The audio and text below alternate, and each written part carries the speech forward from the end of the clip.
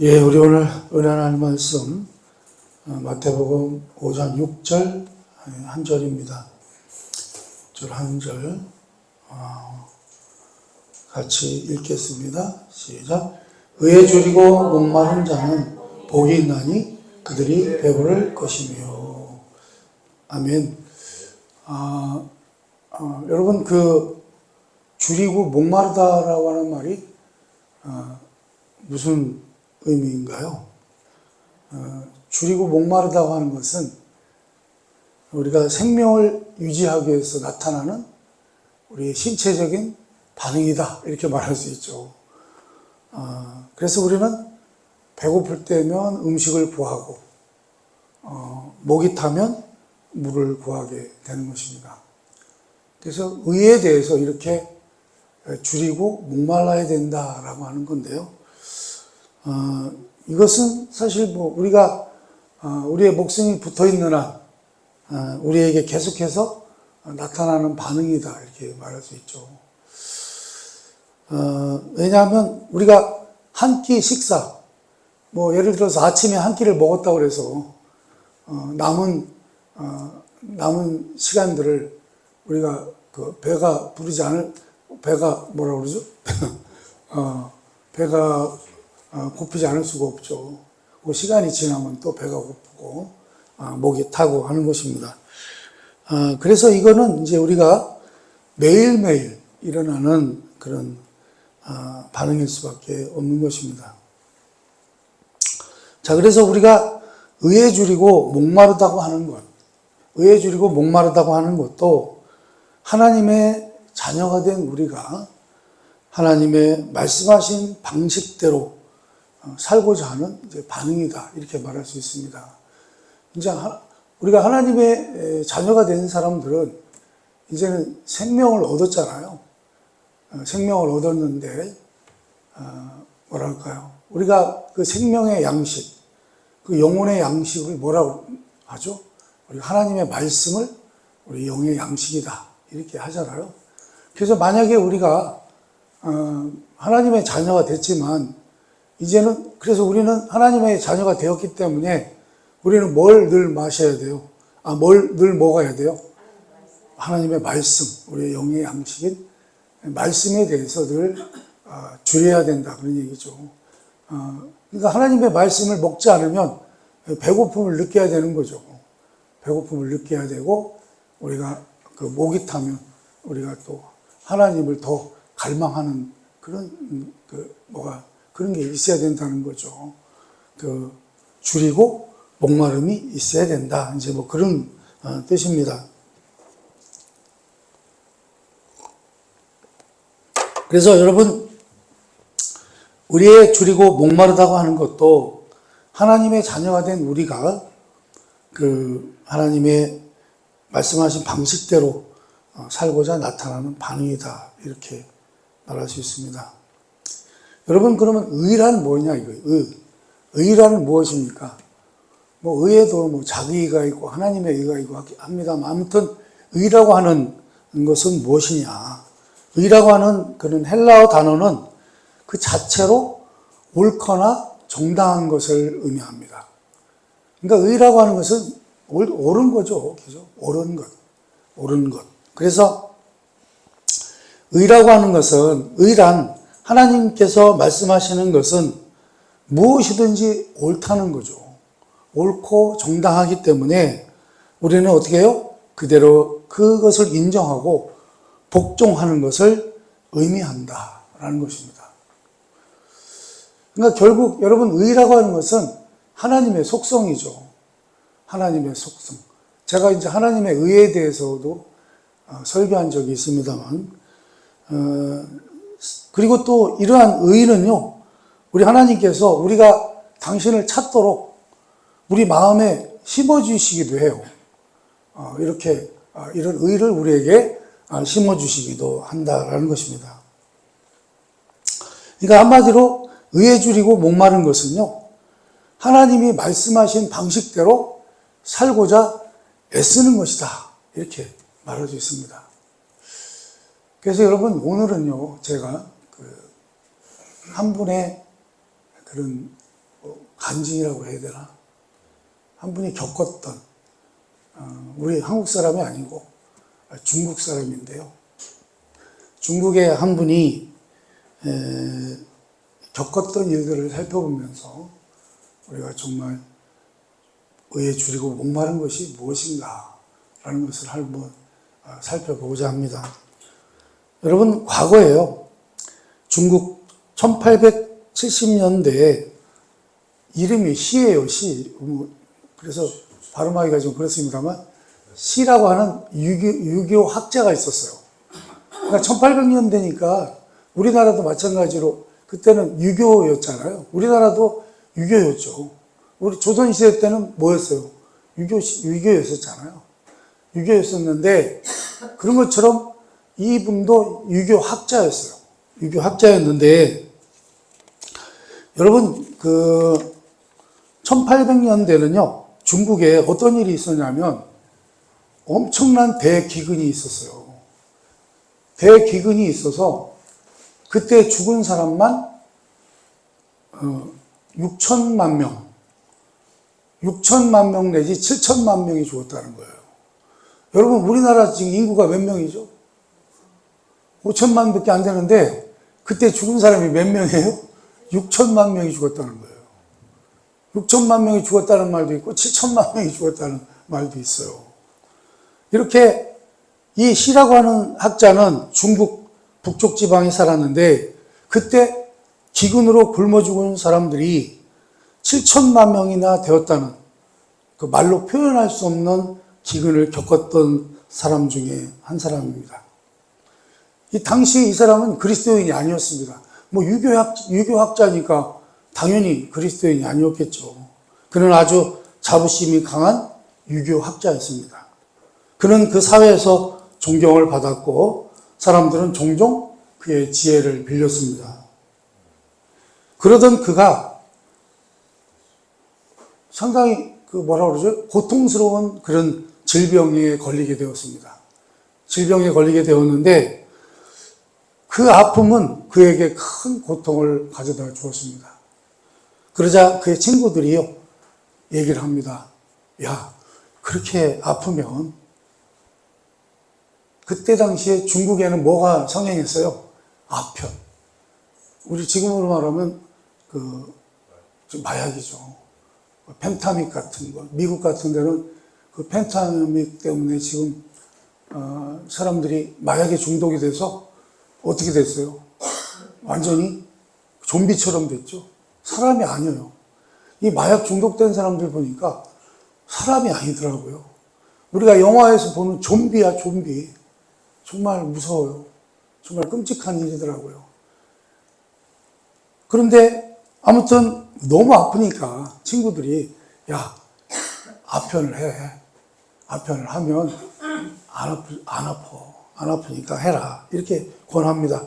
그런데 그는 아편의 그런 무서운 중독성을 잘 알고 있었기 때문에, 그리고 사람을 파괴시켜버리는, 망가뜨려버리는, 그런 파괴시켜버리는 그것을 자기가 실제로 목격하고 있기 때문에 그는 그 권유를 뿌리쳤습니다.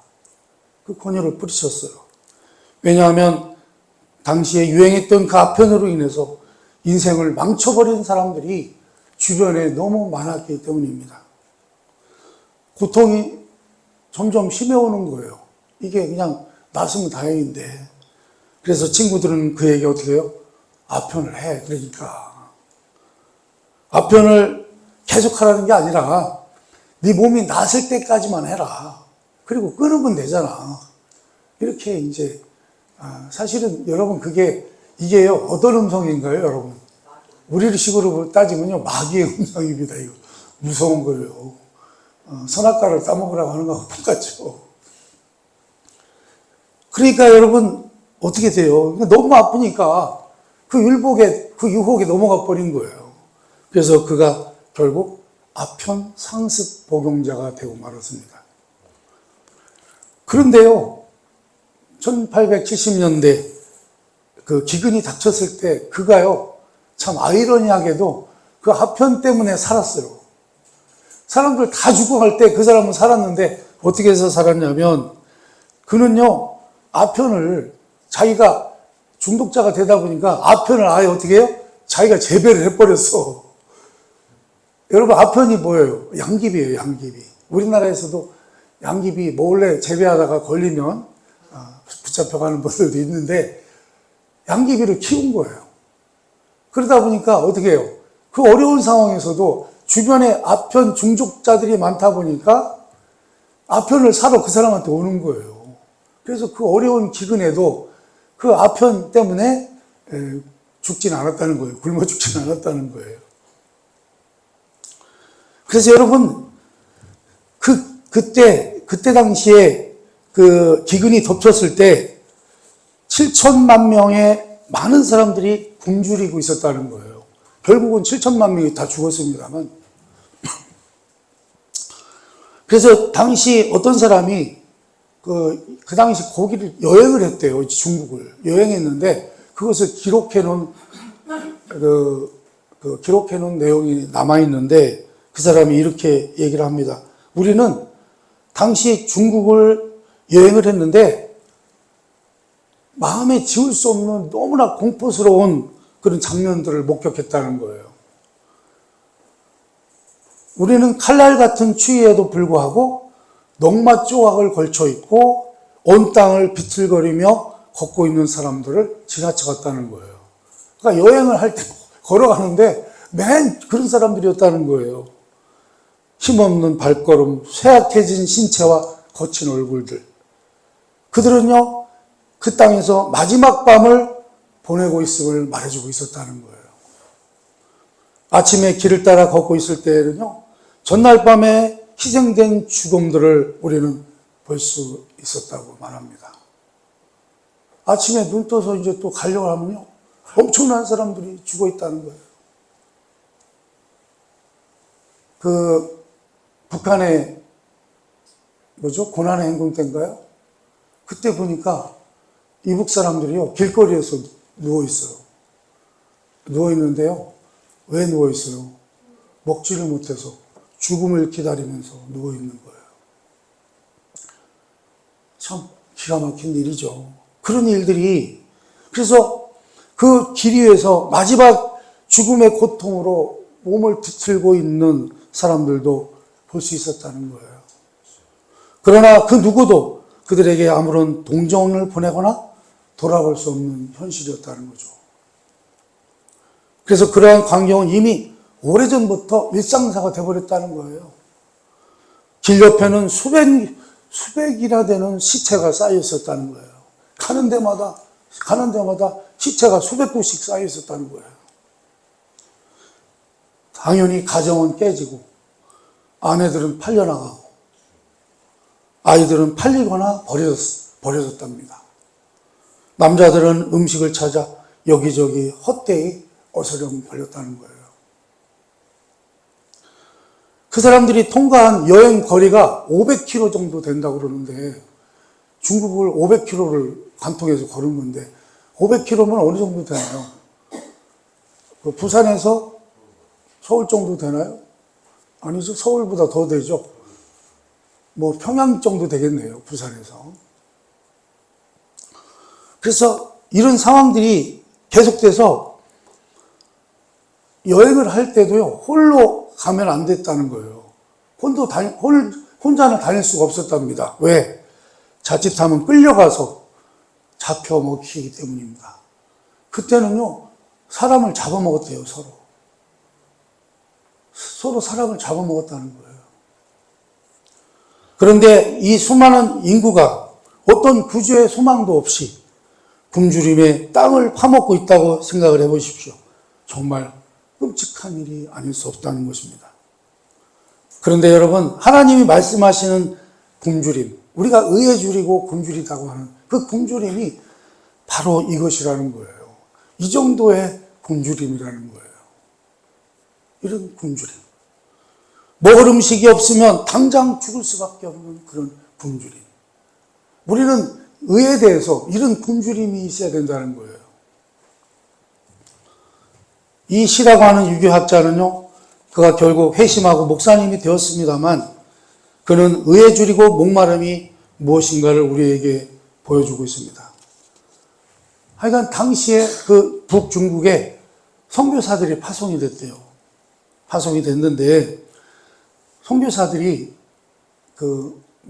이제 중국에 이제 전도하기 위해서 파송이 된 거니까 이제 유교학자들을 이제 전도해 보려고 접촉점을 찾는데 한 가지 꾀를 생각을 해냈대요. 어떤 꾀를 생각해냈냐면 성경을 연구해서 그 논문을 잘 제출하면 거기서 좋은 성적을 낸 사람들에게는 많은 은을 주겠다. 그러니까 돈을 주겠다는 얘기죠. 은을 주겠다. 은전이라고 그러죠. 은전을 주겠다. 이렇게 한 거죠.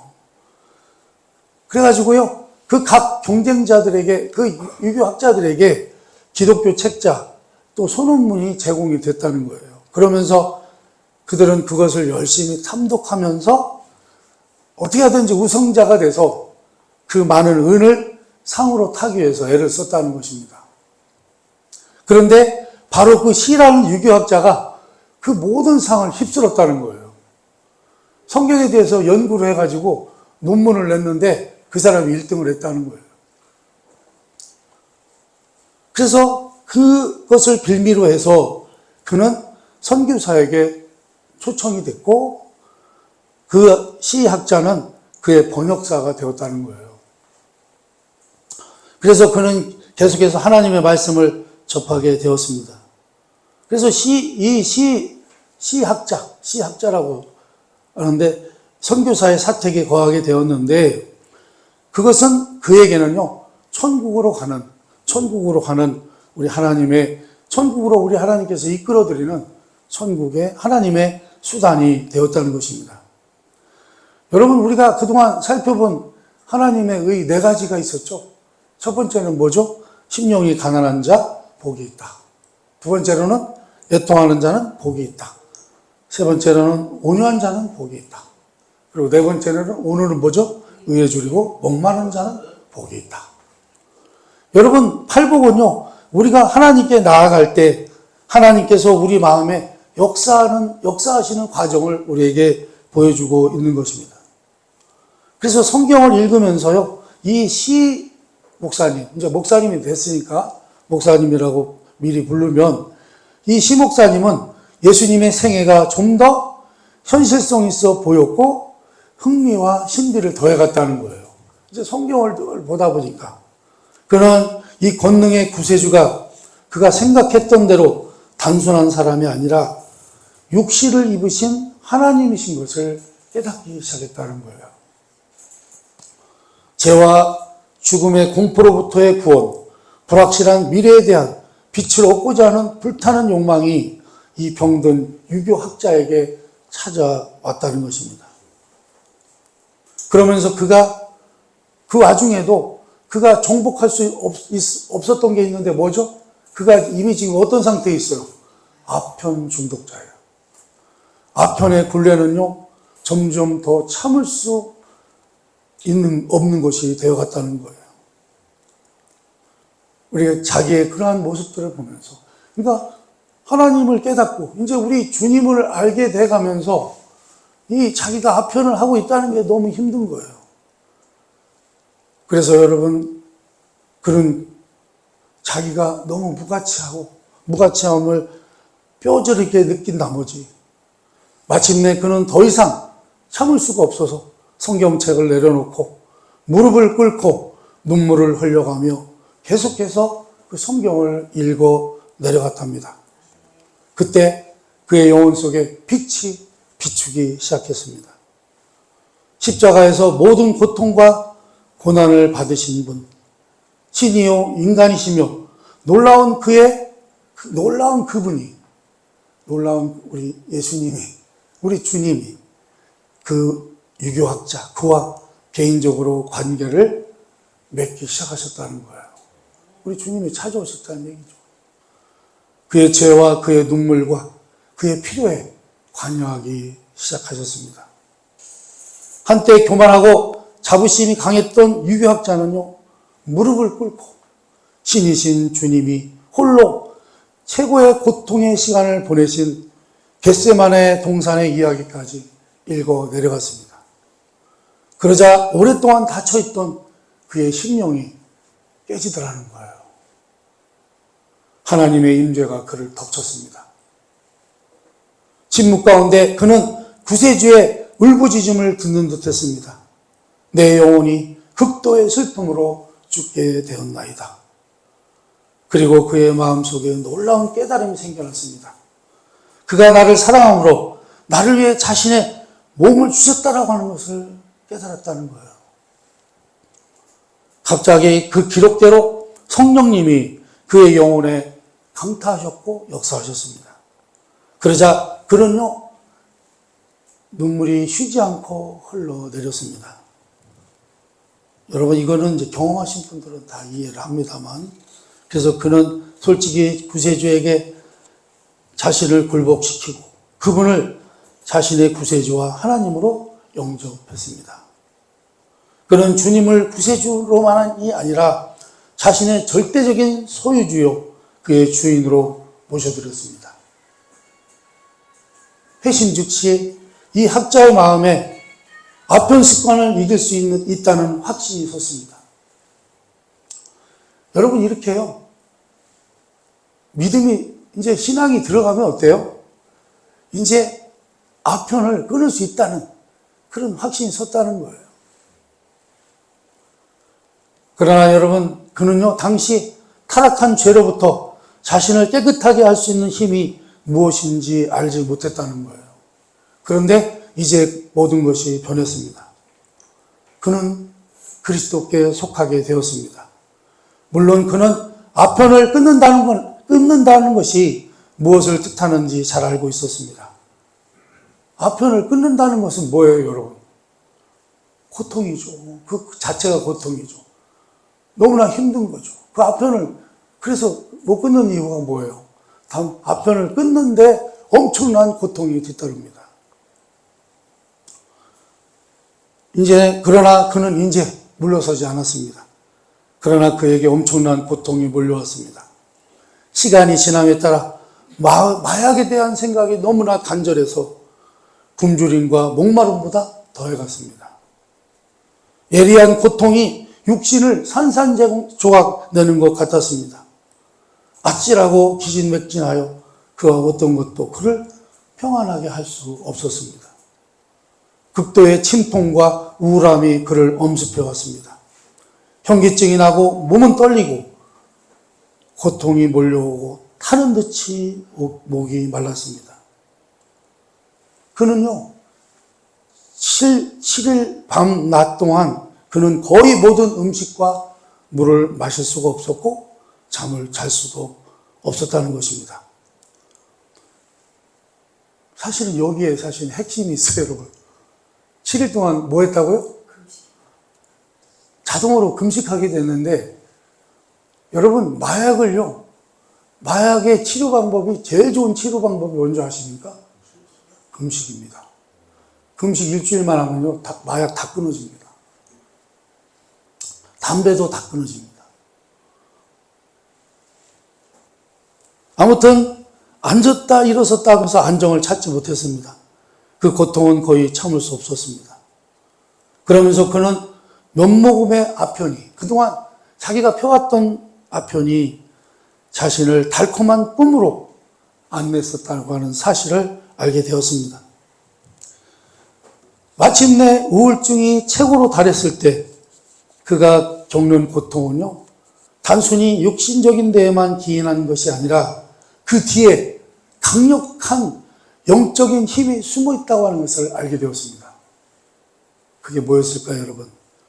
사실 그는 마귀에게 사로잡혀 있었던 것입니다. 여러분, 담배 피시는 분들 있잖아요. 죄송한 얘기지만 그들은 다 마귀에게 사로잡혀 있는 것입니다. 마귀는요, 그를 파멸시키기 위해서 마약에 대한 욕망을 무기로 사용했던 것입니다.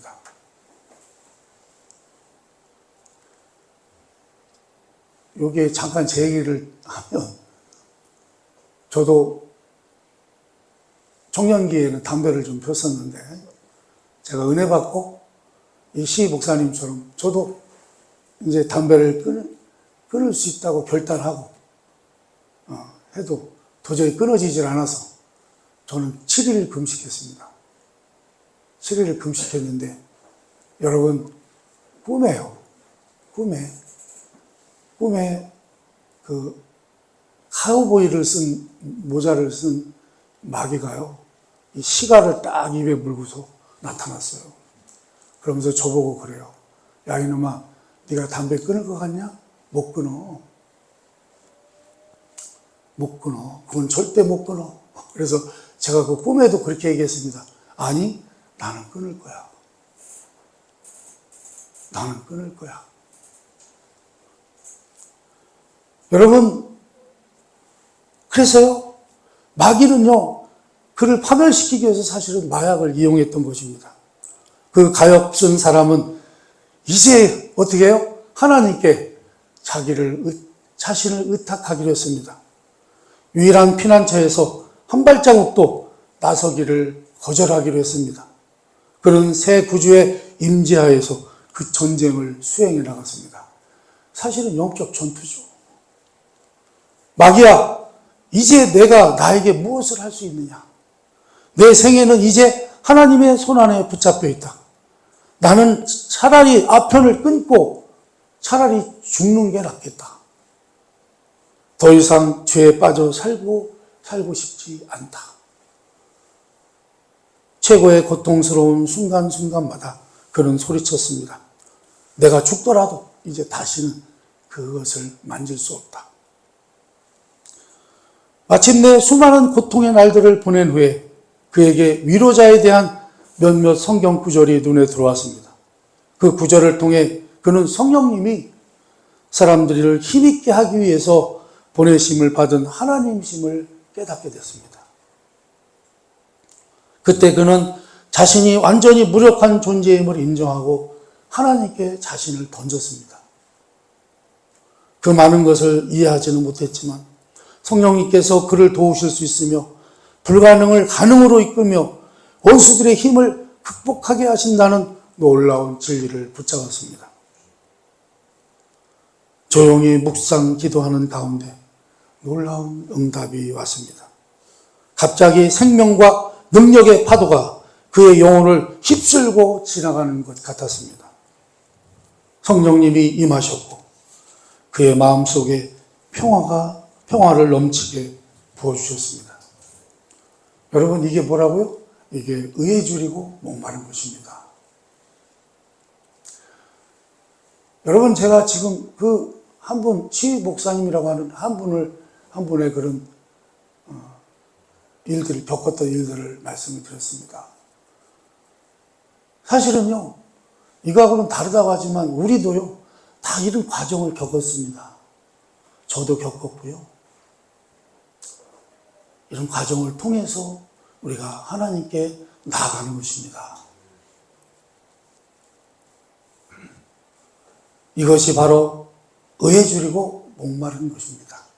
그것은 어떠한 희생을 치르더라도 우리가 하나님 앞에 바로 서야 한다고 하는 것을 의미하는 것입니다. 사랑하는 여러분, 의에 줄이고 목마르십니까? 그렇다면 여러분은 참으로 배부를 것입니다. 기도하겠습니다.